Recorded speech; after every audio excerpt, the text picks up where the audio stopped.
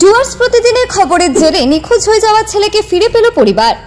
ফালাকাটা ব্লকের জটেশ্বর ২ নম্বর গ্রাম পঞ্চায়েতে ময়মনসিংহপাড়া এলাকার ঘটনা।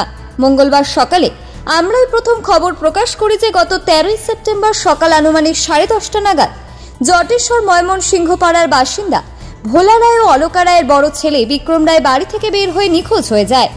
সেই সংবাদটি নিমেষের মধ্যে কয়েক হাজার মানুষের কাছে পৌঁছে যায়। এদিকে বিকেল গড়াতেই খোঁজ মেলে নিখোঁজ হয়ে যাওয়া ছেলের। এদিন সন্ধ্যা নাগাদ বিক্রমকে নিয়ে আসা হয় বাড়িতে। ছেলেকে কাছে পেয়ে চোখের জল বাঁধ মানেনি বাবা মার। খুশি এলাকাবাসীও। ডুয়ার্স প্রতিদিনের মাধ্যমে পেলাম। আপনারা খুশি? এখন আমরা খুশি। ছেলেকে পেলাম এই 3:30 নাগাদ। আর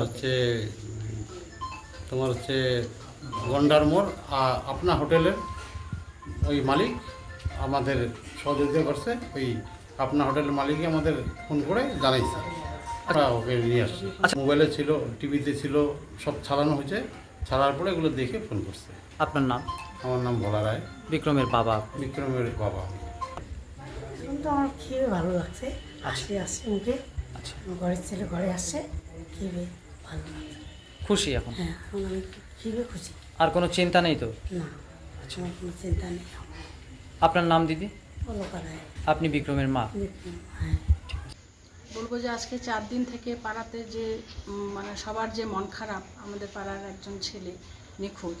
তো এত খোঁজাখুঁজির পরেও পাওয়া যাচ্ছিল না। ডুয়ার্স প্রতিদিন খবর পেয়ে ছুটে আসে, আজ সকালে নিউজ করে।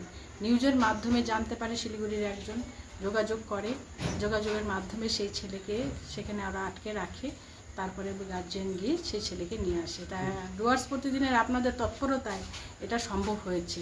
নাহলে না জানি আর কতদিন ভুগতে হতো হয়তো এই ফ্যামিলিকে, তার বাবা মাকে। আপনারা খুশি? হ্যাঁ, বাড়ির সকলেই খুশি, পাড়ার আমরা সকলেই খুশি। আপনার নাম দিদি? শিল্পী সরকার, স্থানীয় এখানে হ্যাঁ, প্রতিবেশী? এখানকার পাড়া।